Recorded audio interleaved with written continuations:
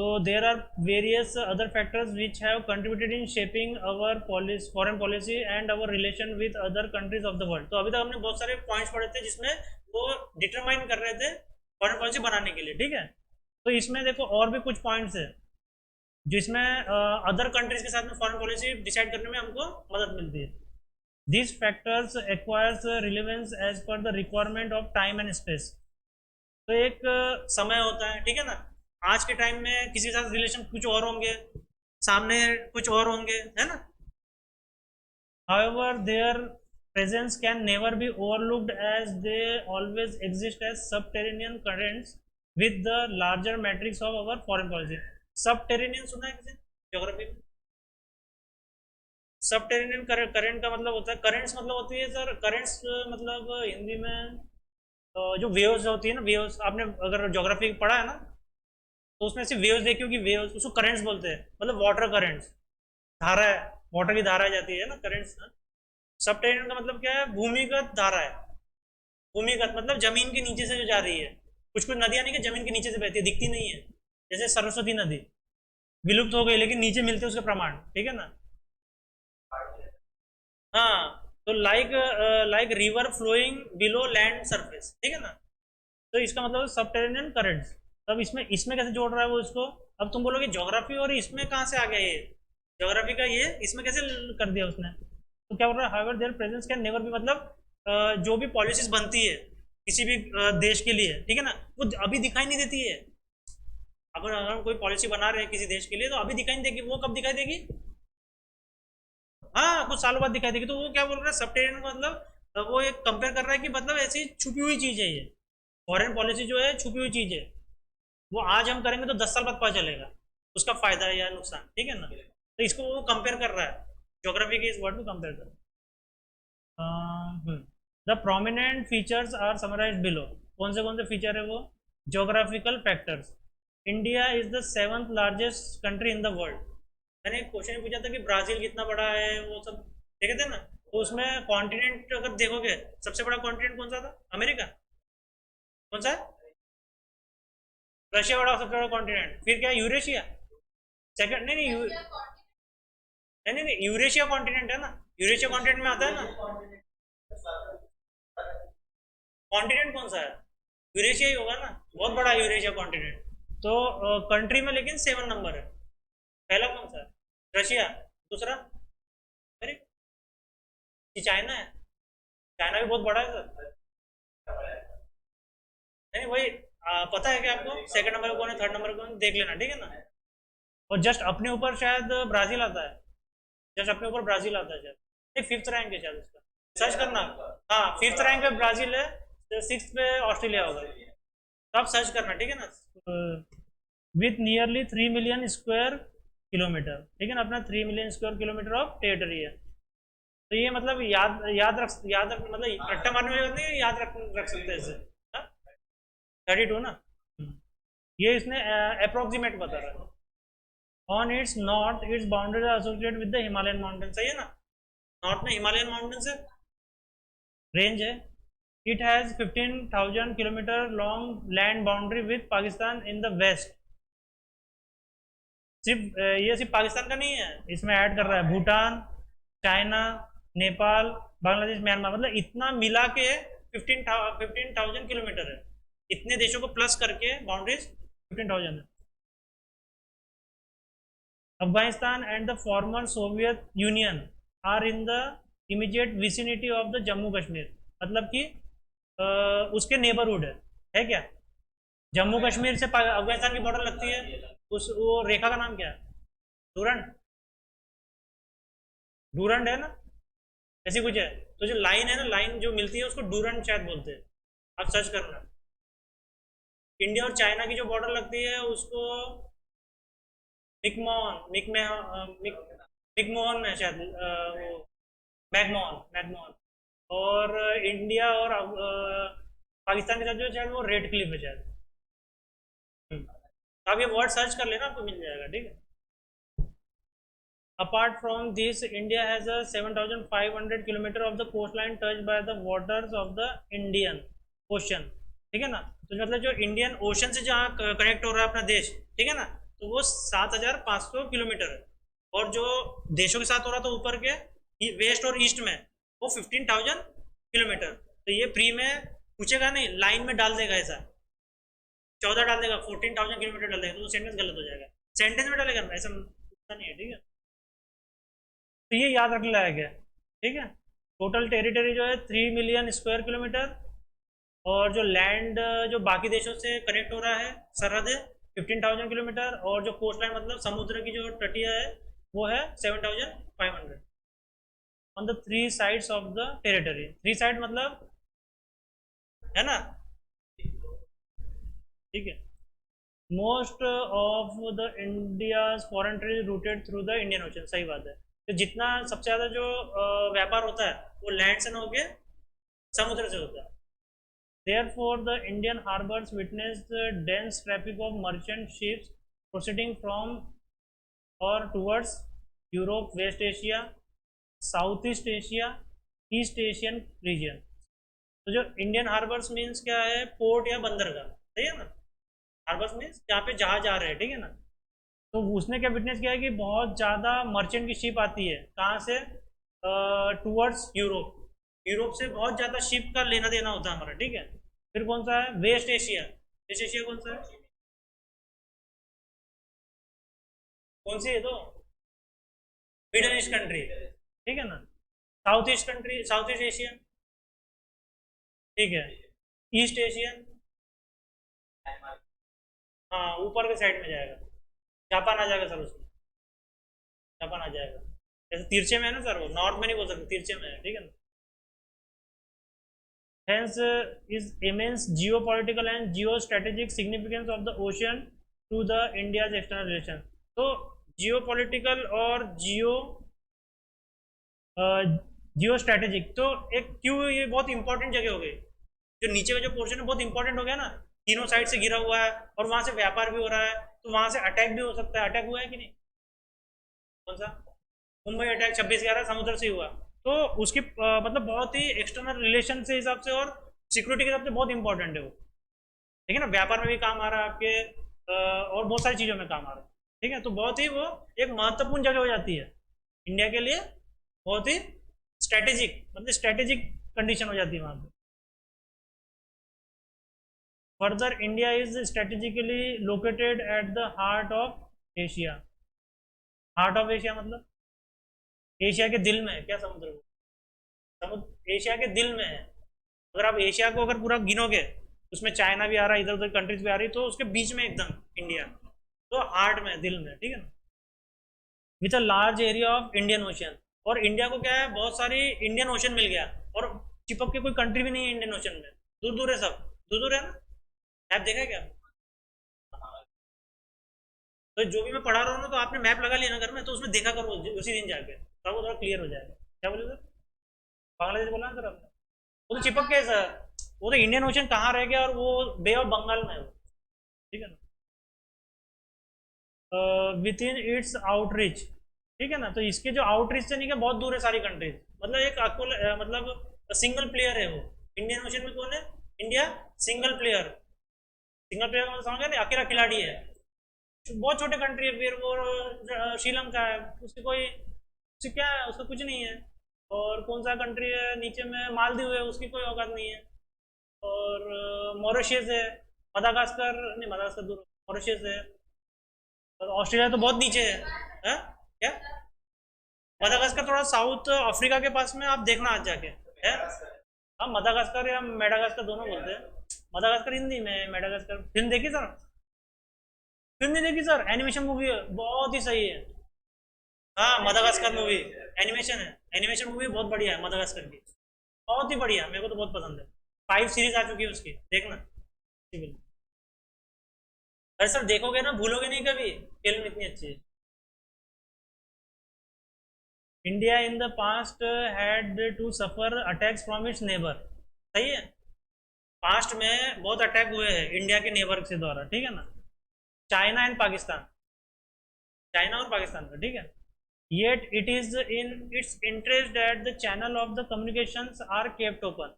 अब वो हमारा इंटरेस्ट है, इसलिए हमने चैनल ओपन रखे हैं, हमने ब्लॉक नहीं किए, क्योंकि व्यापार करना पड़ता है और बहुत सारी चीज़ें हैं, ठीक है ना sir. However, in keeping with the fact that India is the gateway of both Southeast Asia and West Asia, gateway मतलब दरवाजा, दरवाजा किसके लिए है? South east Asia. South east Asia मतलब कौन सी country? Myanmar, Philippine, Brunei, Malaysia. तो वहां से अगर इधर जाना है तो एक रास्ता है, कहाँ से? लैंड वाला, इंडिया ही बीच में पड़ रहा है। और क्या बोल रहा है? वेस्ट एशिया मतलब मिडिल ईस्ट कंट्री। तो अगर इधर से किसी को लैंड से जाना तो ऐसे ही जाएगा ना, लैंड लैंड से होते हुए। तो ये एक दरवाजा है, दरवाजा कौन? इंडिया दरवाजा है, ठीक है ना, दोनों तरफ से। India security and vital interest are closely knit with the peace. अब देखो, रास्ते तो आ गए, लेकिन भाई सिक्योरिटी भी तो करनी पड़ेगी ना, बॉर्डर फोर्स लगानी पड़ेगी। कोई भी आ रहा है, कोई भी जा रहा है, नहीं कैसे नहीं कर सकते। तो इससे हमको जो है ना, इससे जो अगर शांति अगर रखनी है, स्टेबिलिटी रखनी है in the larger region of Asia. तो एशिया बन रहा है ना इतना बड़ा, middle east Asia, south east Asia, और हम खुद ही दिल है, बीच में है। तो क्या है, हम एक यहाँ पे हमको मतलब हमारा एक मेन कर्तव्य क्या हो जाता है? शांति बनाए रखना। अगर हम अंदर में शांति हमारी तरफ रहेगी तो इधर भी शांति रहेगी। तो जैसे शांति बनाए रखना है, स्टेबिलिटी बना के रखना है, स्टेबल रखना है कंडीशन को, ठीक है। वो कौन सा? Large area. लार्ज एरिया हो गया ना, इतने दूर से पूरा बहुत बड़ा एरिया होगा, मैप में देखना जाके। Therefore, apart from China and Pakistan, India also keep close relation with regional powers such as, देखो अभी चाइना और पाकिस्तान के साथ में तो अपने रिलेशन रखे हैं थोड़े बहुत, ठीक है ना। चाइना के साथ तो अच्छा रखा है, पाकिस्तान के अटैक के कारण हमने बहुत सारी रिलेशन बंद कर दी उनके साथ में, लेकिन फिर भी कांटेक्ट रहता है, मिलिट्री कांटेक्ट रहता है। तो close relation with regional powers. अब रीजनल मतलब जो रीजन में और भी जो कंट्रीज है उनके साथ में हमने रिलेशन रखा है। उसमें क्या है? ईरान है, इंडोनेशिया है, मलेशिया है, जापान है, वियतनाम है। तो इनके साथ में क्या है, हमने अच्छे रिलेशन रखे हैं, अच्छे रिलेशन रखे हैं इनके साथ में, ठीक है ना, कि मुसीबत के टाइम में काम आएंगे etcetera, largely to maintain the balance of power in the region. इनके साथ में दोस्ती क्यों की? ताकि बैलेंस रहे पावर में। किसके बैलेंस रहे पावर में? किसके बीच में? चाइना और इंडिया। पाकिस्तान कुछ भी नहीं हमारे सामने, तो वो ऐसा ही है, ठीक है ना। इन pursuance of this objective India has followed the Look East policy. Look East policy, Look East मतलब लुक ईस्ट, ईस्ट मतलब कौन सी कंट्रीज? ईस्ट में कौन सी कंट्रीज है? हाँ, साउथ ईस्ट कंट्रीज है, ठीक है ना। और ईस्ट में जो भी जितनी कंट्रीज है, तो हमने अभी तक क्या, हमारा फोकस अभी तक कहाँ तक चल रहा था? वेस्ट से चल रहा था। वेस्ट में कौन था? ब्रिटेन से हमारा चल रहा था, यूएस से चल रहा था। तो ईस्ट की तरफ हम देखना भूल गए। यहाँ जो साउथ ईस्ट की कंट्रीज है, तो उनके साथ में हमने पॉलिसी बनाई, चलो अब इनमें इन्वेस्टमेंट करेंगे, यहाँ से कुछ व्यापार अच्छा करेंगे, नहीं क्या। तो उसको बोलते हैं look east policy, the act east policy. अब देखो, एक होता है कि लुक ईस्ट पॉलिसी मतलब ईस्ट की तरफ देखना, एक्ट ईस्ट मतलब कुछ करना। देखने और करने में फर्क होता है कि नहीं सर?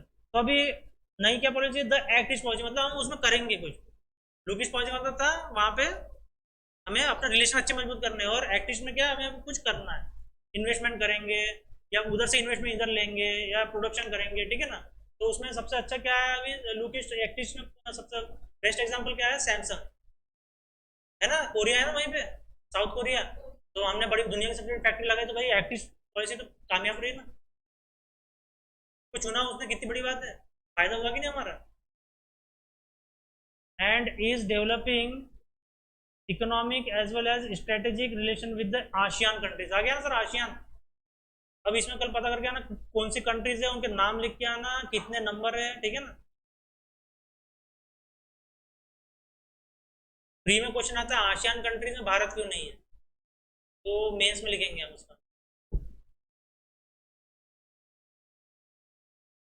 तो यहाँ पे क्या है, डेवलपिंग इकोनॉमिक मतलब मनी, और स्ट्रेटेजिक मतलब कि मिलिट्री ऑपरेशन, या फिर व्यापार हो गया, या फिर स्टेबिलिटी रखनी है इतने एरिया में, तो स्ट्रेटेजिक रिलेशन होनी चाहिए, मतलब प्रो रिलेशनशिप होनी चाहिए। At the time of war they can provide us weapon, food, medicine, है कि नहीं वैसा। Natural resources and economic condition, ठीक है। क्या है उसमें? One of the most prominent determinants of our foreign policy. देखो, फॉरेन पॉलिसी हम बना रहे हैं, तो उसमें सबसे बड़ा डिटरमिनेंट्स क्या है, मतलब निर्धारक क्या है? Is the availability and scarcity of natural resources with in country. Scarcity मतलब कमी, किस नेचुरल रिसोर्स की कमी है, ठीक है ना। तो तभी तो हम उससे जो जिसकी जिसकी कमी है तो उसी जिस कंट्री का वो अच्छे क्वांटिटी में है तो उससे हम अच्छे रिलेशन रखेंगे ना।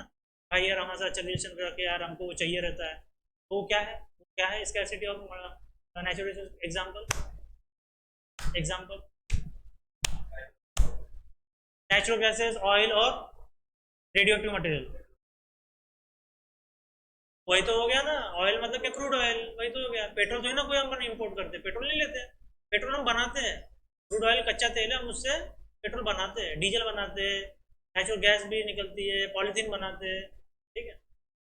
As well as various economic compulsions arising out of the forces of demand and supply.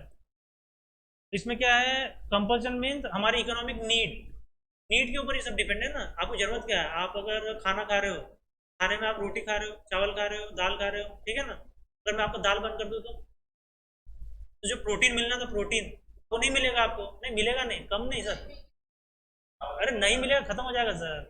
Protein जो मिलने वाला था उससे, दाल से, वो नहीं मिलेगा ना। तो आपकी नीड क्या है, दाल चाहिए। अगर इंडिया में नहीं है तो आपको मंगानी पड़ेगी, मंगानी पड़ेगी, ठीक है ना। तो ये डिमांड और सप्लाई पर डिपेंड करता है कि हमारे रिलेशन कैसे बनेंगे, है ना। ये भी डिपेंड करता है ना। हमारे समझ हमारे पास से जो हम खाना बना रहे हैं तो उसमें अपन क्या डालते हैं, क्या बोलते हैं, हीटेबल ऑयल, है ना, मतलब खाद्य तेल। तेल डाल के बनाएगा ना खाना। तेल अगर वो नहीं है, कमी है हमारे देश में, तो हमको क्या करना पड़ेगा, इंपोर्ट करना पड़ेगा। एक्सपोर्ट नहीं सर, इंपोर्ट। अपन करेंगे आयात। तो आयात करेंगे तो जिस कंट्री के पास होगा और जो पास में होगी, हमको थोड़ा जल्दी ट्रांसपोर्टेशन में भी कम हो जाए, वही कंट्री से करेंगे ना। वैसा है, तो हमारी डिमांड और सप्लाई पे है। नहीं तो लोग नहीं क्या रास्ते पे आ जाएंगे, श्रीलंका जैसे तोड़ फोड़ करेंगे अगर वो। भाई फिर वो कैसे बनाएंगे बताओ, खाना कैसे बनाएंगे, तेल वो खाने वाले नहीं रहेगा तो कैसे, पेट्रोल आग लग जाएगी वहां पे समझ रहे सर। सर सही में तबाही मच जाएगी सर। तो तेल तो इसलिए गवर्नमेंट किसानों को बोल रही थी कि वो आप उगाओ। तो किसान ने क्या बोला, भाई फुकट में नहीं उगाते, हमको कुछ दे पहले दो। हाँ, रेट दो हमको, नहीं क्या सुविधाएं दो वैसी, कुछ 3 साल तक माफ कर दो हमारा, उसमें जो खाद लगने वाला वो माफ कर दो, या जो कुछ जो भी कुछ है लगने में, नहीं क्या, तो वो माफ करो। ऐसे तो है ना, हम फुकट में कर तो हम क्या नौकर है क्या तुम्हारे, है। टाइम लगता है, वो बोल रहे किसान तुम्हारा नौकर है क्या। अरे भाई तुम हमको 3 साल का कुछ तो दो। इंडस्ट्री, ये जो माल्या है भग गया ना पैसे लेके, कौन, नीरव मोदी और कौन भागा, वो सारे है ना। तो ये बोल रहे तुम इनको 10-10 हजार करोड़ का क्या देते हो, माफ कर देते हो, माफ तो नहीं, माफ कर देते हो। तो इनको इनको तुम, हाँ 10 करोड़ 10 करोड़ तो बहुत कम हो गया। 10 करोड़ तो है ना, कोई नेता भी अगर गप करेगा ना तो बोलते क्या 10 करोड़ का किया, थोड़ा 100 करोड़ का करना था। आंकड़ा क्या होना चाहिए, 3 डिजिट के ऊपर जाना चाहिए, ठीक है ना। तो एक एक कोई हुआ था, एक जो अपंग लोग रहते हैं ना, अपंग लोग, उनका एक मंत्री होता है, उसको नाम क्या बोलते हैं, हैंडीकैप मंत्री, मुझे मालूम नहीं, आप देख लेना। तो उसने नहीं क्या 71 लाख रुपीज का घपला किया था, कितना, मतलब 1 करोड़ भी नहीं। तो उसका क्या, तो जो दूसरे नेता को जो पूछ रहे थे, अरे सर ये इसने ऐसे किया, तो वो बोलता है क्या, बोले 70 लाख का कोई घपला होता है क्या, बोले क्या फंसा दिया बोले बेचारे को। अरे यार इतना कम। तो फिर लेकिन बात ये हो गई थी कि भाई उसने कैसे पैसा लूटा था, अपंग लोगों को जो काम की मशीन, व्हील चेयर, और वो जो ऐसे चलते हैं ना, ले ले। हाँ, तो ये सब में घपला किया था उसने, उसको नहीं क्या बेच दिया था किसी को, और ने नहीं क्या ऐसे पैसा कमा लिया था 71 लाख। तो बोले यार तो उसका बहुत हुआ था, तो देख लेना कौन है तो, ठीक है ना। This is the best illustrated by looking at the range of relation with India pursues so as to ensure that the oil keeps flowing in their refineries। देखो आ गया। तो मतलब क्या है कि रिलेशन हमको ऐसे बना के रखने हैं कि ताकि रिफाइनरीज क्या होती है पता है क्या, क्रूड ऑयल जहाँ पे पेट्रोल बनता है, ठीक है। नहीं पता सर्च कर लेना। तो यहाँ पे ऑयल, मतलब बड़े युद्ध होते रहे, कुछ होते रहे दुनिया में, ठीक है ना, कोई मर रहा कोई हो रहा, हमने कोई मतलब नहीं, लेकिन ऑयल वहाँ पे आता रहना चाहिए। ऑयल कैसे आता रहेगा, जब हम अपनी रिलेशन वैसे रखेंगे। कुछ भी हो रहा हो, कोई भी कुछ भी हो रहा हो, किसी दुश्मनी हो रही हो जो हो रही हो, लेकिन ऑयल हमारे रिफाइनरी में कहीं बंद नहीं होना चाहिए। ये हमारी पॉलिसी की नीड है, देश की नीड है। एकदम से ऑयल रुक गया तो गाड़ी रुक जाएंगी, ट्रेन रुक जाएगी, बहुत मतलब जो भी इस पे चल रहा है ऑयल डीजल पे, तो वो सब मिल जाएगा तो कितनी तबाही मच जाएगी, हो जाएगा ना? सोच के देख लो सिर्फ, है ना? हाँ, फिर पानी डालेंगे। हाँ, टाटा लेके आया था, लेके आ गया सर, वो उसका ड्रीम प्रोजेक्ट है ना सर, पानी पे गाड़ी चलाना, पानी से गाड़ी चलाएंगे टाटा। आप देख लेना लगे तो, नहीं इलेक्ट्रिक का तो उसका फेल हो गया, क्या हो गया सर्च कर लेना। पानी पे गाड़ी चलाना चाह रहा है टाटा, समझे मैं क्या बोल रहा हूँ? आप सर्च करने लगे तो अगर वो उसका फेल हुआ कि नहीं हुआ। सर हवा से चलने वाली गाड़ी भी आ गई है, कैसे? हाँ, हवा से चलने वाली, हवा उसके अंदर जाएगी और वो इंजन में चल, मतलब इंजन कैसा है, बस इंजन चलते रहना चाहिए, इंजन ऐसे पिस्टन रहता है और वो ऐसे धप धप धप धप धप धप धप धप होते रहता है सर, देख लेना आप। हाँ तो आप चाहे ना तो किस पे भी चला सकते हो। एक तो मैंने वेब सीरीज देखी थी, उसमें ह्यूमन ब्लड से चल रहे थे इंजन, कैसे चल रहे थे? ह्यूमन ब्लड से इंजन से, मैं बोला यार क्या, तो वो लोगों ने इतना उनको बेकार लगा, आप सोच के आपको बेकार लग रहा है ना, मारू मैं खींच के, बोले ये क्या, ये क्या है, तो वो उसने क्या बोला, मतलब कैसा रहता है जो वेब सीरीज, समझती है क्या आपको वेब सीरीज क्या होती है? वेब सीरीज उसमें सीजन रहता है, एपिसोड आते हैं, तो जो सेकंड सीजन बनते, थर्ड सीजन बनते बनते रहते हैं ना, वो लोगों के वोटिंग पे रहता है कि कितने लोगों ने देखा, उसको पसंद किया। अगर लोग पसंद नहीं कर रहे हैं तो अगला सीजन नहीं आता है, तो अगला सीजन नहीं आया सर उसका। उसका ब्लड कुछ ऐसा, ब्लड से ही कुछ ऐसा वेब सीरीज है, देखो ऐसा है, ठीक है। और वेब सीरीज लेकिन देखने में मजा आ रहा था, क्योंकि सर काटा पीटी और मार धाड़ थी ना, तो मजा आ रही थी, ब्लड ब्लड तुम्हारा पकड़ना ही पड़ेगा ना, वो किडनैप करना पड़ेगा ना मुझे, तो मजा बहुत आ रही थी, लेकिन नहीं क्या, लोगों को पसंद नहीं आया ये। अरे यार तू ब्लड क्यों यार, कुछ और ले ले यार। अपार्ट, और हाँ सर, एल्यूमिनियम से भी चलने वाली गाड़ी आई है, एल्यूमिनियम, एल्यूमिनियम के ऐसे स्लैब रहते हैं ईटे के जैसे, उसको डाल दिए तो कुछ 1200 किलोमीटर चलेगी, कितने, ऐसा कुछ है सर, 1000 या 1200 किलोमीटर, सर्च कर लेना। तो ये टेक्नोलॉजी है जो नई नई, या आपने क्या मेंस में लिख सकते हो क्वेश्चन अगर आता है, नहीं तो क्वेश्चन भी आएगा इलेक्ट्रिक व्हीकल पे आएगा, तो इलेक्ट्रिक व्हीकल के उसमें आएगा कि भाई है ना, नुकसान और फायदे लिखो, है ना? तो आप उसमें लिख सकते हो कि भाई इलेक्ट्रिक का नहीं करके ये एल्यूमिनियम वाला करना था, एल्यूमिनियम बहुत सस्ता है, बहुत सस्ता है एल्यूमिनियम, एल्यूमिनियम की बस इतनी सी एक ब्रिक, उसको डाला तो 1200 किलोमीटर। हवा पे चलने वाली गाड़ी का क्यों नहीं किए, तो कैसा रहता है, इकोनॉमी गिर जाएगी, समझ रहे हो? हवा पे चलने वाली गाड़ी सबके पास आ गई तो सरकार को कोई पैसा नहीं मिलेगा, सरकार चलेगी कैसे फिर, आपसे पैसा लेगी कैसे सरकार, कैसे लेगी फिर, बताओ? तो तरीका ये जो पेट्रोल है ना, ये तरीका है लेने का पैसे, उससे सरकार चलेगी ना, समझ रहे हैं ना सर? तो सोलर वाली गाड़ी सर, सोलर वाली गाड़ी क्यों नहीं आ रही है, चाइना की एक सोलर वाली गाड़ी है, उसका रेट है अभी सबसे कम से कम 5.5 लाख। हाँ, 5.5 लाख ही है सिर्फ। तो तो वो उसमें क्वेश्चन था कि उनने वो उन्होंने लाया, इन हम क्यों नहीं ला रहे? तो भाई पैसा कैसे मिलेगा फिर, सब लोग धूप में गाड़ी रख देंगे, चार्ज हो जाएगी, सरकार को पैसा कैसे मिलेगा? तो उसने एक सिस्टम आने वाला है, सोलर पैनल देखेंगे। हाँ, तो सोलर पैनल अभी फ्री में मतलब कर रहे हैं बहुत, लेकिन जब ज्यादा हो जाएंगे सोलर पैनल, तो फिर सरकार आएगी देखेगी, हाँ तुम्हारे घर पे सोलर पैनल लगा है, कितने वाट का लगा है, 3 वाट का लगा है, 5 वाट का लगा है, तुमको इतना पैसा देना पड़ेगा हर महीने हमको टैक्स, तो ऐसा टैक्स रहेगा फिर आपके पास में। जैसे अगर सोलर वाली गाड़ी है तो इतनी इतनी कितने की गाड़ी है, 15 लाख की, चलो 5 लाख की गाड़ी है, तो भाई इसके साथ भी इतना टैक्स बनता है, वो देना पड़ेगा, ऐसा पैसे लेगी, तो लेना चाहिए, तो करना चाहिए, क्योंकि नहीं कि इससे क्या हो रहा है, पेट्रोल से प्रदूषण बहुत हो रहा है, तो हमको उस टेक्नोलॉजी पे जाना ही पड़ेगा, तो सरकार को ऐसा करना पड़ेगा। लेकिन क्या है, बात ऐसी है ना, पेट्रोल अपन डालते हैं तो डायरेक्ट टैक्स चले जाता है, आप पेट्रोल डालने जाते टैक्स, अब किसी घर में जाके वो पैसा लेना थोड़ा हार्ड हो जाता है, फिर वो उनको वसूली भाई रखने पड़ेंगे, तो ये बैंक वाले रखते हैं, आप कई फिल्म में देखना, बैंक जब नहीं ले पाता है ना, तो वसूली भाई गुंडों को हायर करता है पैसे के लिए, फिल्मों में देखा है, साउथ की फिल्म साउथ की फिल्म देखते हैं क्या, उसमें रखते हैं वो, हाँ, किंग क्या, हाँ तो नागार्जुन की, तो उसमें रखता है, हाँ हाँ मैंने भी देखी है, उसमें वो बैंक वालों को से वसूलता है, हाँ वो अच्छी फिल्म है, अच्छी फिल्म है।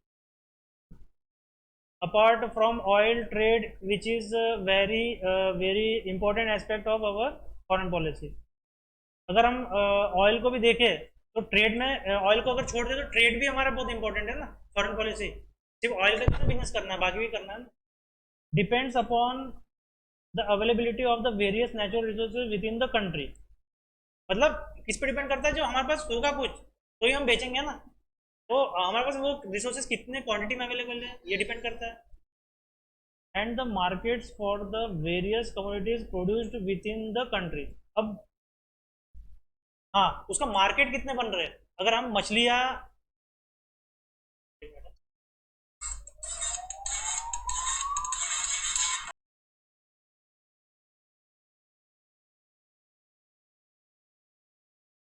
तो उसका मार्केट भी होना चाहिए ना. अगर मैं मछलियाँ पकड़ रहा हूँ, मछलियाँ बहुत सारी विशाखापट्टनम के पास में, चेन्नई के पास में, कोयम्बटूर, मतलब ऐसे तट के एक कुछ कुछ सेंटर बना है इंडिया ने, वहाँ पे बहुत सारी मछलियाँ पकड़ते हैं, ठीक है ना.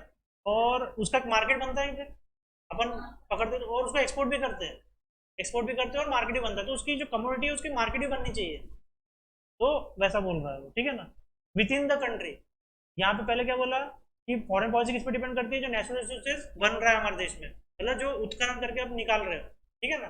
तो उसको एक्सपोर्ट भी करोगे, खुद भी यूज करोगे, ठीक है ना. और ये क्या बोल रहा है, उसका मार्केट कम्युनिटी मतलब यहाँ पे होना भी चाहिए कम्युनिटी का. मैंने एग्जाम्पल दिया फिश का दिया, ठीक है ना. ऐसे और भी चीजें. Therefore, economic factors constitute the most important aspect of our foreign policy. Economic factor है इसमें, फॉरेन पॉलिसी में, ठीक है ना. Particularly in the globalised world, देश में तो है ही लेकिन पूरी दुनिया में है इकोनॉमिक फैक्टर, ठीक है ना. अगर समझ लो किसी आयरन के रेट गिर गए, समझ लो आयरन रेट सॉरी ये क्रूड ऑयल का रेट गिर गया, बैरल नहीं, क्या बैरल बोलते हैं ना, इतना बैरल गिर गया उतना, तो उससे बहुत पूरी दुनिया में फर्क पड़ता है इकोनॉमिक, ठीक है ना. इंक्यूबेंट लीडरशिप, इंक्यूबेंट का मतलब होता है होल्डर और कस्टोडियन. कस्टोडियन समझते हैं, custodian, who is your custodian, आपका कस्टोडियन कौन है. फादर, जो मनी दे रहे होंगे या जो आपकी देखभाल कर रहे होंगे वो क्या होगा, आपके कस्टोडियन. वो कस्टोडियन लीडरशिप बोल रहा है. The personality of the leader in the office, सही है ना, ऑफिस में जो leader, particularly at the highest level is another important determinant in shaping the foreign policy. कि हाईएस्ट लेवल पे कौन बैठा है वो डिसाइड करेंगे ना कि मतलब कैसे फॉरेन पॉलिसी को शेप दिया जाएगा. Which is true not only for India but for other countries as well. सिर्फ इंडिया में नहीं, बाकी सब कंट्रीज में भी ऐसे ही होता है. To illustrate, while the period of Nehru is largely viewed as an idealist phase wherein the principles of non-violence and peace found ultimate importance. अब देखो आइडियलिस्ट का मतलब बताया था मैंने एक बार, आइडियलिस्ट का आइडियल, आइडियल का मतलब क्या होता है, चलो आइडियल छोड़ो, आइडियल आदर्शवादी है ना, आदर्शवादी ना. तो फिर नेहरू के पीरियड में क्या है, आदर्शवादी फेज था, जमाना, ठीक है ना. Where in principle of non violence, मतलब कि तब क्या चल रही थी, अहिंसा करना चाहिए. अहिंसा के चलते क्या हो गया, चाइना ने कैलाश कैलाश मानसरोवर हड़प लिया, पाकिस्तान ने कश्मीर का भाग हड़प लिया. अहिंसा, हिंसा नहीं करेंगे तो तुमको लोग पीटेंगे, यही होता है और वही हुआ, ठीक है ना. पीस, शांति, पंचशील सुना है सर किसी ने, पंचशील सुना है? क्या है पंचशील, चाइना और इंडिया का बॉन्ड था, तो उसको चाइना ने तोड़ के युद्ध किया. पंचशील में था कि चीनी चीनी चीनी चीनी नहीं, पूरा क्या, भारत चीनी क्या है, भाई भाई क्या है,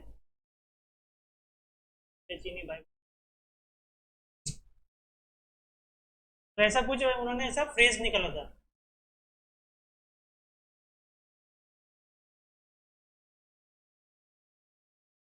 द पीरियड ऑफ, तो इसमें क्या है, अल्टीमेट इंपॉर्टेंस, तो इसका एक इंपॉर्टेंस था, किसका था, नॉन वायलेंस और पीस का, ठीक है ना. इससे हमने मार खाई, मार खाया ना हमने, हमारा लैंड चुरा के ले गए, बहुत कुछ हो गया, ठीक है ना. तो फिर इस पॉलिसी को चेंज किसने किया, उनकी लड़की ने. The period of Indira Gandhi is, Bharat चीनी भाई भाई है, भारत चीनी भाई भाई. तो the period of Indira Gandhi is largely remembered for her proclivity, proclivity means झुकाव, टुवर्ड्स रियलिज्म, मतलब झुकाव मतलब वो झुक नहीं रही है रियलिज्म के खिलाफ, मतलब रियलिज्म मतलब ऑथेंटिसिटी, फिडेलिटी, रियलिटी, वफादारी, इतने सारे मीनिंग बताए मैंने, ठीक है ना. And precedence to national interest in foreign policy matters, means priority किसको दी उसने, देश की नीड को, देश के इंटरेस्ट कहाँ पे, उसको प्रायोरिटी दी, पहली प्रायोरिटी किसको दी, देश को in a foreign policy matter. तो उसने फिर उन्होंने क्या किया, देखो ये देखो, this is how the India policy with reference to the liberation of Bangladesh. Bangladesh को क्या किया हमने, जो पाकिस्तान था, ईस्ट पाकिस्तान, उसको हमने तोड़ दिया और बांग्लादेश का बॉर्न हुआ, बर्थ हुआ है कि नहीं। तो हमारे कारण हुआ वो, अगर हम नहीं चाहते तो नहीं होता। क्योंकि उसने कितने लोगों को मार दिया था, उन्होंने 30 लाख बंगाली पीपल को मार दिया था। कितने, 30 लाख, 30 लाख लोगों को मार दिया। किसकी मिलिट्री ने, पाकिस्तान की मिलिट्री ने, ईस्ट पाकिस्तान में, मतलब आज का बांग्लादेश। 30 लाख, इतना बड़ा मैसेक्र, समझ रहे हो, मैसेक्र समझते हैं ना, मतलब नरसंहार। 30 लाख, लग नहीं रहा, 30 लाख, 30 लाख, 3 लाख नहीं बोल रहा, 30 लाख। 3 लाख, 5 लाख, 10 लाख, 15 लाख, 20 लाख, 25 लाख, 30 लाख, ठीक है। तो 30 लाख जब मार रहा है तो बोले भैया ये क्या कर रहे हो तुम। अगर देखो घर के बाजू में ऐसा कुछ हो रहा होगा तो हमारे इधर भी होने लग जाएगा ना। तो उसको खत्म किया, हमको भगा दिया, ठीक है। 90,000 उनके सैनिकों को आत्मसमर्पण करवाया, ठीक है ना, सरेंडर करवाया इंडिया ने। Non accession to non proliferation treaty, NPT. NPT देखो उसके टाइम में भी आया था, प्रवेश नहीं किया था, नॉन साइन, मतलब नॉन एसेशन मतलब साइन नहीं किया, प्रवेश नहीं किया एनपीटी में हमने, ठीक है। And strengthening of ties with farmer Soviet union में बी व्यू।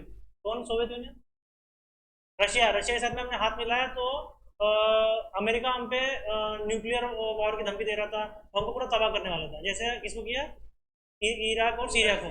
तो रशिया रशिया ने हमको बचाया था, तो रशिया के साथ हमने अपने रिलेशन क्लोज किए, ठीक है ना। फर्दर मॉडरेटिज्म, मॉडरेटिज्म मीन्स मॉडर्न जैसा लग रहा है, मॉडर्न। रिजेक्शन ऑफ रेशियल और एक्सट्रीम व्यूज, कट्टरपंथ और रेशियल मीन्स कास्टिज्म बोल सकते हैं, या फिर मतलब किसी को नीचा दिखाना, वैसा वाला नहीं क्या।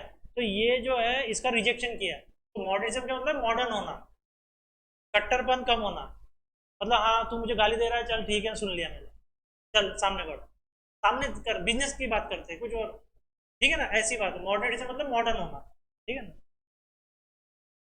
Which was the hallmark of the Vajpayee personality. Vajpayee पता है कौन है, अटल बिहारी वाजपेयी। तो उसकी पर्सनैलिटी थी मॉडर्निज्म। हाँ मतलब पाकिस्तान के साथ में उसने किया ना, बस सेवा चालू की थी। तो इधर वो बस सेवा चालू करने गया, इधर पाकिस्तान की आर्मी ने अटैक कर दिया, ये देखो ऐसे, ठीक है ना। Is said to have influence the policy of engagement with Pakistan and United State. ये बहुत फेमस है कि उसने कैसे पाकिस्तान और यूनाइटेड स्टेट को बॉर्डर में उतारा, उतारा बॉर्डर में उतारा, मतलब अपने हिसाब से, मतलब उनको अपने इसमें लिया, समझाने की कोशिश की, अरे युद्ध मत करो, डेवलपमेंट करते है ना। यूनाइटेड स्टेट का अपने खिलाफ नहीं था शुरुआत में, तो उसको बाटली में उतारा उसको। हाँ बाटली में उतारना मतलब अपने फेवर में लेना उसको, ठीक है ना। तो ये फेवर में नहीं आया, ये आ गया। क्यों, ये क्यों फेवर में आ गया और ये क्यों नहीं आया, क्योंकि ये बेवकूफ है, ये क्या है, नालायक बेवकूफ है। और ये होशियार है, इसने देखा ये हमको बहुत सारे खनिज देगा, व्यापार करेंगे, और टैलेंटेड लोग हैं इंडिया के। आज देख लो माइक्रोसॉफ्ट कंपनी पता है ना, वहाँ पे सीईओ कौन है, इंडियन। गूगल का जो सीईओ है वो इंडियन। और भी जो बहुत सारे हैं सब में इंडियन ही है। एचसीएल से शायद वो भी इंडियन है। विप्रो कंप्यूटर सुना है, विप्रो कंप्यूटर, वो भी इंडियन है। और और वो कौन सी वेबसाइट है कुछ है, वो भी इंडियन है। पहला जो डेबिट कार्ड या कुछ बनाने वाला वो भी इंडियन है। तो उसने देखा भाई इंडिया के लोग जो है ना, क्या है, एक ह्यूमन रिसोर्स है। एक होता है मिनरल रिसोर्स, एक होता है नेचुरल रिसोर्स, एक होता है ह्यूमन रिसोर्स, मतलब मानव संसाधन, मतलब ब्रेन।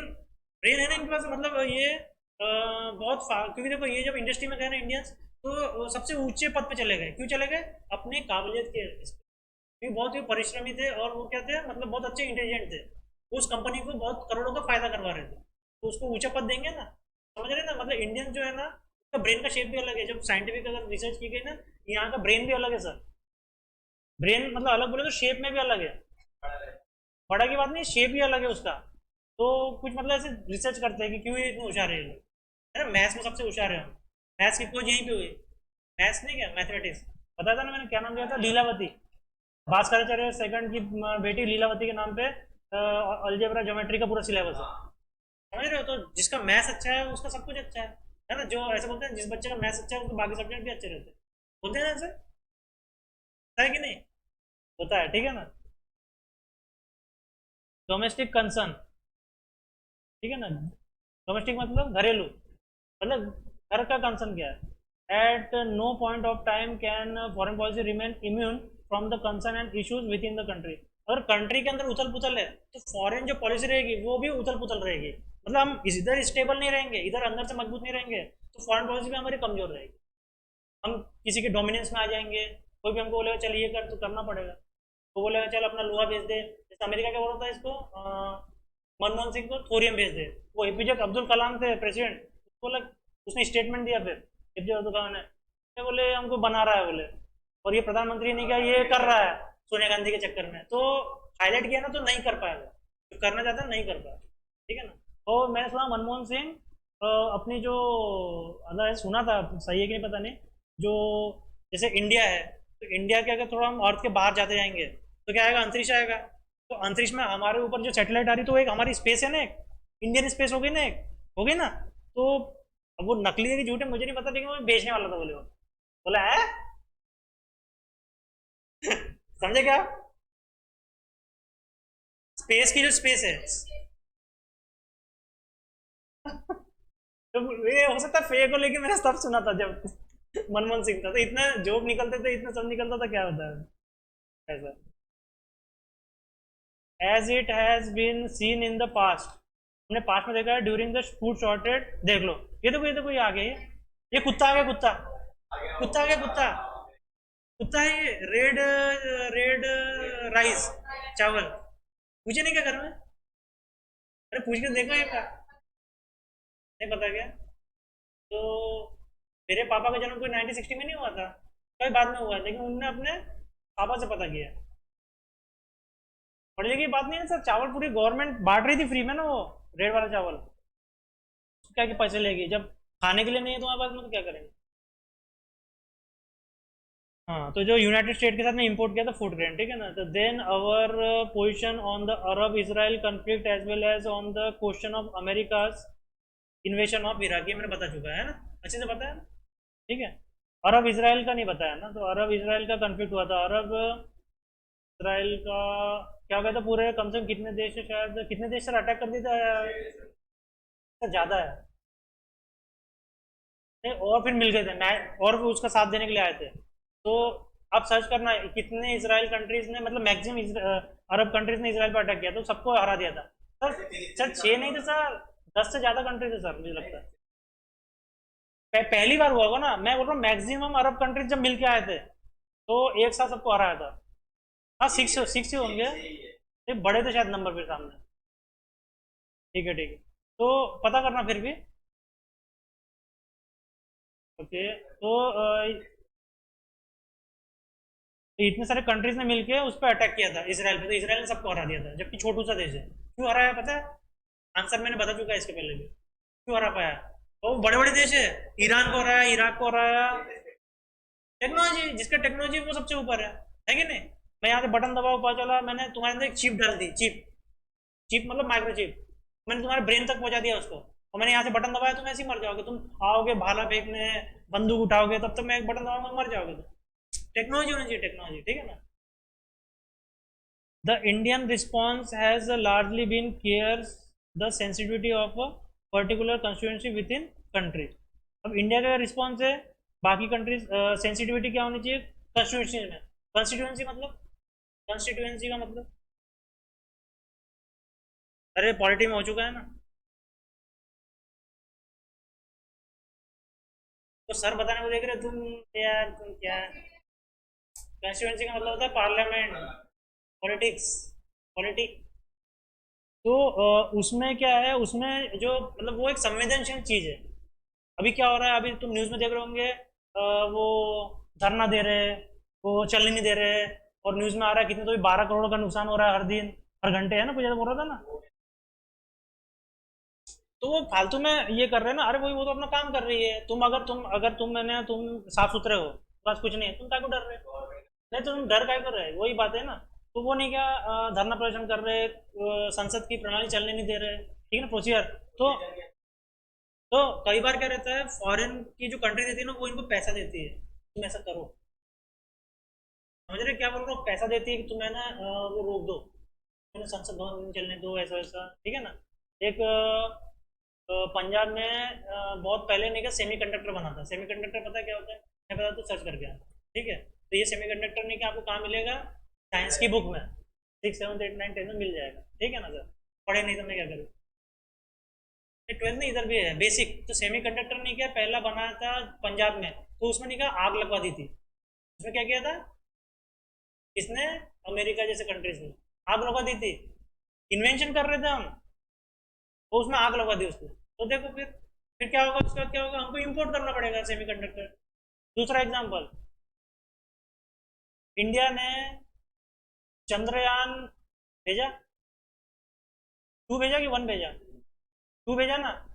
तो चंद्रयान ने मंगल का शायद। तो अभी अभी एक लेटेस्ट केस आया है, नंबी इफेक्ट। क्या है? नंबी इफेक्ट। नंबी नंबी वो नंबी नंबी इफेक्ट है, एक नंबीयार करके एक साइंटिस्ट है। उसको उसको नहीं क्या फंसाया गया। साइंटिस्ट था, और वो मेन आदमी था जो कुछ चंद्रयान 2 या मार्स का है, उसके वो जो है ना 20 साल पुराना हो गया। लगता है मार्स का है कि चंद्र का है, चंद्रयान होगा शायद। 20 साल पुराना हो गया, सॉरी 20 साल लेट हो गया। जो चीज आज हमने की है, वो 20 साल पहले ही लॉन्च होने वाली थी। चंद्रयान ही है मुझे लगता है, ठीक है ना सर। तो उसको जानबूझ के फंसाया गया। तो कहाँ से पैसा आया? बाहर से। यहाँ के पुलिस वाले को पैसा आया, बड़े बड़े अफसरों को पैसा आया कि इसको फंसा दो। तो भारत को पीछे करना चाह रहे थे, देखो दूर, समझ रहे हो। कोई सगा नहीं, अपने को ही चौकन्ना रहना पड़ा, ठीक है ना। तो उस साइंटिस्ट को जानबूझ के 20 साल पीछे किया गया, जेल में डाला गया, बताओ उसका कितना मेंटल उसको हरासमेंट किया होगा। तो 20 साल पीछे चले गए हम टेक्नोलॉजी में। तो आप सर्च करना नंबी इफेक्ट, लिखो ना नंबी इफेक्ट, आपको आ जाएगा उससे नंबी इफेक्ट क्या है। अरे सर अभी वही हो गया ना। समझ लो, देखो आप अगर जैसे लड़कियां आजकल फंसाती है ना लड़कों को, फंसाती है कि नहीं? नहीं सर, जैसे समझ लो बॉयफ्रेंड गर्लफ्रेंड है, लेकिन नहीं क्या रेप के चार्जेस लगा देते हैं। नहीं सुनो ना, तो उनकी जीवन बर्बाद कर दिया ना उसने। होते बहुत केसेस होते हैं, ऐसे होते हैं, ठीक है ना। तो फिर उसका जीवन तो बर्बाद कर दिया लड़के का, किसमें? खुन्नस में। ऐसा। तो वही है नंबी इफेक्ट, आप देखोगे उसके ना पूरी और ये डालना नंबी, उसमें आएगी कंट्रोवर्सी 2022 लिखना, कंट्रोवर्सी क्या रिलेटेड इससे। अरे मतलब अभी लेटेस्ट केस है ये, सुप्रीम कोर्ट ने अभी दिया कि इस आदमी को फंसाया गया, उनके पूरे नाम आ गए। तो उसमें क्या नाम है, एक लेडीज है, 2, 3 लोग आ गए ना, बहुत नेता लोग है वो। क्या क्या बोल रहे हैं, मतलब लेटेस्ट कंट्रोवर्सी है। नंबी जो नंबी इफेक्ट मतलब एक उसका ये नंबी इफेक्ट का मतलब समझ रहे ना क्या है? नंबी इफेक्ट एक साइंस का एक फिनोमिनन बता रहा है। साइंटिस्ट है ना, इन्वेंशन किया नंबी इफेक्ट। अरे सर इफेक्ट, एक इफेक्ट होता है ना, इफेक्ट मतलब कौन सा, एक कोई एग्जांपल दे सकता है कोई साइंस का? अ,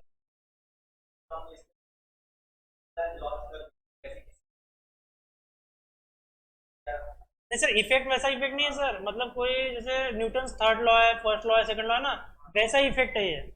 अब समझे, एक फिनोमिनन, एक साइंस का प्रोजेक्ट है। मतलब एक अभी मेरे को इफेक्ट का एक कोई एग्जांपल नहीं आ रहा है। अरे नहीं सर, मैं बोल रहा हूँ नंबी इफेक्ट की बात कर रहा हूँ, एक साइंटिफिक चीज है वो, इन्वेंशन है, इन्वेंशन। ये जो 2 वर्ड मैंने बोला ना, ये इन्वेंशन है, क्या है? इन्वेंशन है, इन्वेंशन। हाँ तो आप सर्च करना, मेरे को बताना कल, ठीक है। हाँ। Further with the rise of terrorist attacks within the country, terrorist attack हुए कंट्री में। One of the prime movers of foreign Indian policy was to develop a global consensus against terrorism. देखो क्या हो रहा था, हम पे terrorism attack हो रहे थे 19 कब से चालू हो गए थे? कैसा नहीं, पहले देखो पाकिस्तान ने युद्ध लड़ा, तो उसने देखा युद्ध में हार रहा हूँ, फिर अब मैं करूँ क्या? इनको इनको परेशान करने के लिए, इनको इनके विकास, इनके डेवलपमेंट रोकने के लिए, तो वो क्या करता था, आतंकवादी भेजता था। आतंकवादी भेजता था उधर से, उधर पे कुछ लोगों से कंसल्ट कर लेता था, जो इंडिया में रह रहे उनसे वो पैसा वैसा दे के उनको अपने अंडर कर लेता था। तो वो इसकी मदद कर देना, फिर उसको घर में रखते थे वो, और फिर अटैक करवाते थे, ठीक है ना। तो इससे क्या है, बड़े बड़े ब्लास्ट कराने लगे वो, जो युद्ध में आप डायरेक्ट अटैक नहीं कर, नुकसान नहीं कर पा रहे, तो ऐसे अटैक करवा रहे थे। तो फिर ये क्या आ गया, टेररिज्म आ गया इसमें, आतंकवाद आ गया। तो इंडिया सबको पता था वर्ल्ड लेवल पे जाके, अब इतनी एजेंसी मैंने बताई ना आपको, इस प्लेटफॉर्म पे जाता था, G77 जो भी जितने प्लेटफॉर्म है, तो वहाँ जाता था और बताता था, देख भाई आतंकवाद से ऐसा है, परेशान है, इसको रोको। तो बोलते थे कुछ नहीं है, बोले वो ऐसा ही है, तो झूठ बोल रहा है। फिर जब 9/11 अटैक हुआ, 9/11 पता है ना, है? अमेरिका में एरोप्लेन डुश, फिर दूसरा डुश, फिर तीसरा भी आया, क्या दो ही आए थे, ठीक है दो ही आए थे, ठीक है। अरे दो प्लेन आए थे सर, दो प्लेन लगातार आए थे, एक प्लेन टकरा, फिर दूसरा प्लेन टकरा, फिर पूरी बिल्डिंग गिर गई, ठीक है। तो उनने बोला और बाप रे, टेररिज्म ऐसा होता है क्या? मैं बोला, फिर ये इधर के लोगों ने बोला कैसा होता है, ऐसे तो होता है। तो फिर नहीं क्या, उसको बताया कि देखो ऐसे, फिर मतलब इंडिया ने फैलाना शुरू किया, बताना शुरू किया कि देखो ऐसा ऐसा होता है, तो इसको रोको। एक कैसे रोकना है, तो फिर उसकी फिर प्रोसीजर धीरे धीरे चालू हुई, अभी धीरे धीरे बन रहा है वैसे, ठीक है ना माहौल। इंटरनेशनल डेवलपमेंट्स, अंतर्राष्ट्रीय लेवल पे क्या क्या विकास है। Another significant aspect of Indian foreign policy has been to update itself as per the changing dynamics of the world politics. अब देखो, दुनिया में अगर कुछ युद्ध हो रहे हैं, मतलब जैसे कि अभी रशिया और यूक्रेन का हो रहा है, तो भाई हमको इसमें फायदा देखना है या फिर अपना नुकसान देखना है, या फिर उसको रोकने की कोशिश करना चाहिए, तो उसके वजह से पॉलिसी अपनी चेंज करते हैं। अभी रशिया और जब यूक्रेन का वॉर हुआ, तो उसमें वोटिंग हुई कि यार रशिया के खिलाफ में एक्शन लेना चाहिए, वो अटैक कर रहा है ये वो। तो अब रशिया के साथ में इंडिया का तो अच्छा रिलेशन है, ठीक है ना।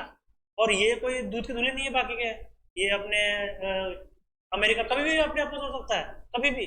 लेकिन रशिया इसराइल जो है वो हमारे बहुत अच्छे घनिष्ठ दोस्त है, मतलब वो मरते वक्त भी हमको नहीं क्या है ना, पानी पिलाएंगे, हमेशा हेल्प करेंगे, हमेशा पूरी दुनिया के खिलाफ लड़ गया। रशिया जो है ना पूरी दुनिया के खिलाफ लड़ गया हमारे लिए, पूरी दुनिया अगेंस्ट हो गई, मतलब दुनिया बोले तो आधी दुनिया समझ लो, उसमें वो हमारे साथ आया, कितनी बड़ी बात है ना।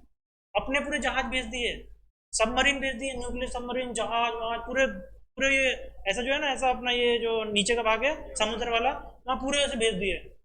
और अमेरिका के जहाज ऐसे और रशिया के जहाज ऐसे ऐसे सामने, मार मार, दे दम दिखा अपना था। तो बोले भाई यार अगर मैंने मारा तो ये तो मेरे को खत्म कर देगा उधर, देखो ऐसा। तो ये बहुत जरूरी है, ठीक है ना। तो हमें अपनी पॉलिसी उसके हिसाब से चेंज करनी पड़ती है। तो 1947 से क्या होता है, हम रशिया के साथ में बहुत वेपन ले रहे थे, हम दोस्त बन गया था, वेपन लिया हमने।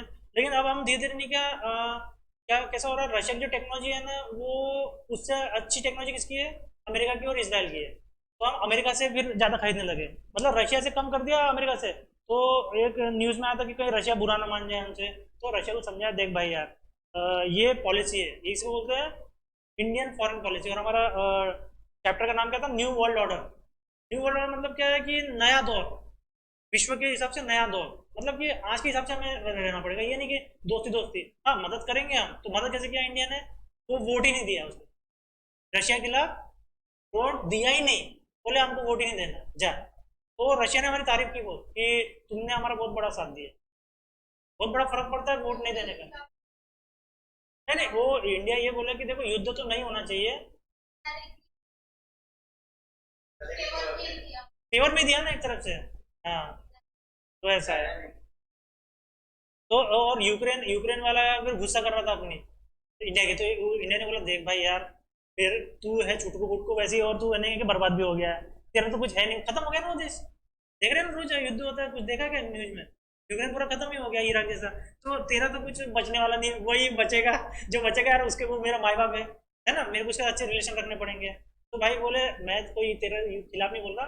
तो उसने बोला भी, यूक्रेन के प्रधानमंत्री ने अपने प्रधानमंत्री को, वहां के प्रेसिडेंट ने, कि यार भाई तू नहीं क्या है ना, मदद कर, तू मदद कर, उसको समझा पुतिन को, तेरा मानेगा वो। देखो मोदी का पोजीशन ऐसा है, मोदी का पोजीशन ऐसा है कि वो लोग बोल रहे हैं भाई तेरी सुनते हैं लोग, अब जब पूरे देश के लोग सुन रहे हैं तो वो भी सुनेंगे। तो उसको उसने वो बोला, तो उसने कई इफेक्ट भी पड़ा, उसने युद्ध रोका है 2-3 दिन के लिए, कि नहीं कि भाई नहीं कि यार ये बच्चों को वहां से निकाल लो, इंडिया के और पूरी दुनिया के।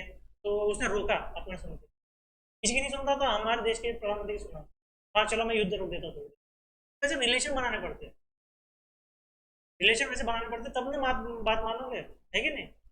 आपका जो कोई दोस्त होगा जिसने आपको धोखा दिया दिया है ना, दिया है ना, नहीं नहीं, मेरे को मालूम है क्योंकि धोखा देंगे ही, क्योंकि मैं धोखा खा चुका हूँ। तो फ्रेंड्स नहीं के धोखा देते हैं, ठीक है ना, दोनों को। ठीक है। और जिस पे आप विश्वास करना नहीं चाहता वही धोखा देगा आपको, देख ले। इसलिए कभी अपने मन में ये डाल लो, इनको नहीं बोला, सिर्फ तुम दोनों को, विश्वास ज्यादा करो ही मत किसी पे। विश्वास करना ठीक है, एक ट्रस्ट, लेकिन कंप्लीटली विश्वास मत करो, धोखा मिलना ही मिलना है, कंप्लीट में बता रहा हूँ, है ना। ठीक है। तो क्या है, during the cold war era, cold war मतलब क्या है, जहाँ युद्ध नहीं हो रहे, सिर्फ एक दूसरे को धमका रहे हैं। ठीक है ना, टाइम हो गया क्या, चलो ये। तो जो धमका रहे हैं, मतलब कि तू ऐसा कर, तू ऐसा कर, दबाव डाल रहे हैं, ठीक है ना। या फिर नहीं, क्या कर रहे हैं, लोन लोन दे रहे हैं, वो बोल रहे हैं कि चल अब लीज पे देना पड़ेगा, तू ये नहीं कर पाए ना, तो इन्वेस्टमेंट भी कहाँ पे कर रहे हैं, जहाँ पे नुकसान हो, उसको पता है कि ये कामयाब नहीं हो पाएगा। मतलब कोल्ड वॉर कैसा है, हाँ, शीत युद्ध। मतलब कि मैं या फिर मैं तेरे को लोन दे रहा हूँ, तू उसके खिलाफ बोलना, जैसे कोल्ड वार। ठीक है ना, मतलब युद्ध नहीं लड़ रहे डायरेक्ट, शांति से लड़ रहे, ठीक है ना। कोल्ड वार आप सर्च करना, कोल्ड वार क्या होता है, तो आपको उसकी डेफिनेशन में मिलेगी। ठीक है। The focus was to shield India from the tension and anxieties of the cold war. अब देखो, कोल्ड वार क्या है, धमकी दे रहे हैं, है ना, तू ये कर, वो कर, मेरे को सस्ते में बेच दे, या फिर ऐसा।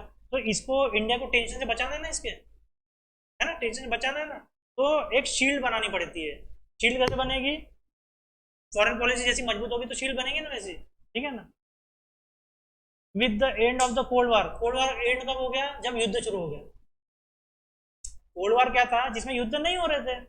अब कोल्ड वार खत्म कब हो गया, जब युद्ध शुरू हो गया। तो पहला युद्ध कौन सा था, वो यही था ना अपना, यूएस और इराक वाला।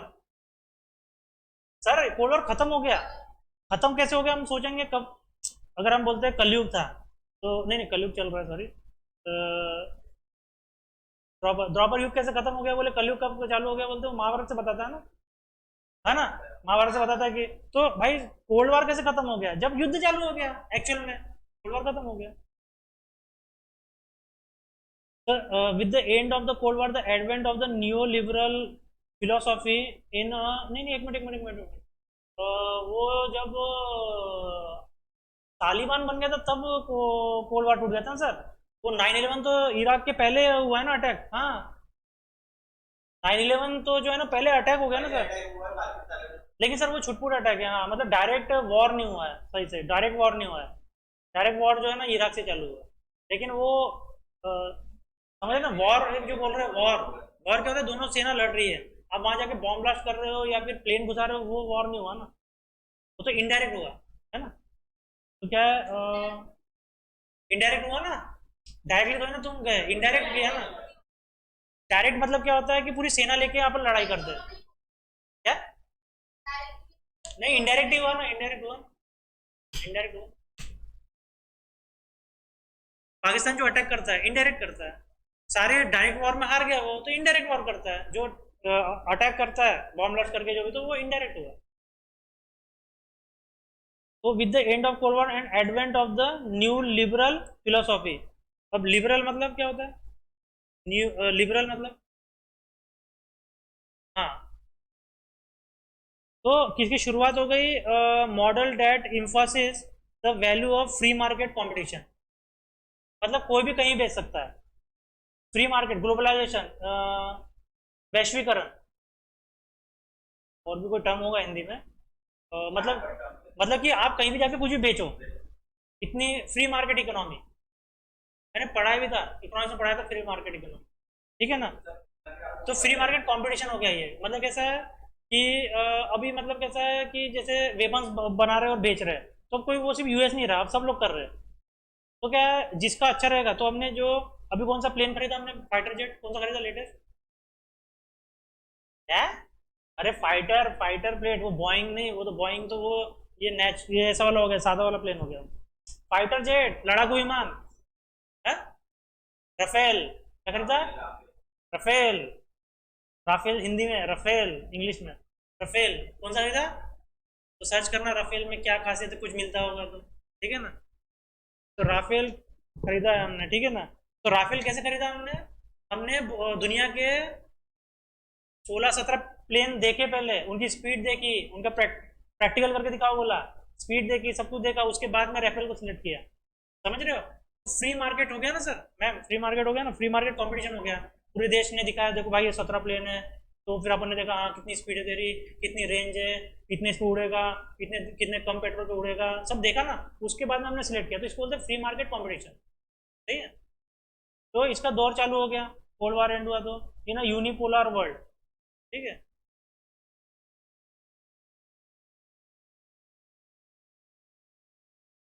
India has largely dropped its reluctance to engage with the US in a big way. तो तो इंडिया के खिलाफ जो यूएस था ना, उसने छोड़ दिया इसको बड़े उसके खिलाफ जाने के। ठीक है, दोनों एक दूसरे के खिलाफ नहीं जाने लगे थे। यूएस हमारे पीछे पड़ा था पहले से, 1947 से तबाह करने के चक्कर में था। ठीक है ना। तो वो उसके खिलाफ जाना छोड़ दिया उसने, क्यों? फ्री मार्केट इकोनॉमी, मतलब उसने देखा कितना लिबरल है ये देश, है ना, अच्छे से व्यापार कर रहा है, किसी को मार नहीं रहा है, किसी को मार रहे लोग। ठीक है ना। तो इसके खिलाफ जाना छोड़ दिया। दोनों दोनों एक दूसरे के खिलाफ नहीं गए फिर। ठीक है ना। यूएस नहीं गया इंडिया के खिलाफ। ठीक है। India now shares a strategic partnership with US. देखो अभी क्या है, यही एग्जांपल क्या है यूएस और जापान का। यूएस ने जापान पे क्या किया? सर आप पूरा सेंटेंस नहीं हो रहा, न्यूक्लियर हमला किया। क्या किया? न्यूक्लियर हमला। आप बोल रहे बॉम्ब गिरा, बॉम्ब नहीं सर, न्यूक्लियर हमला। सर बॉम्ब और वही न्यूक्लियर नहीं होता, न्यूक्लियर आपने वर्ड नहीं आया आपके सेंटेंस में। न्यूक्लियर हमला मतलब बहुत खतरनाक हमला। जैसे ही गिरा है उसके सेकंड में 2 लाख लोग फिनिश, खत्म। समझ रहे हो?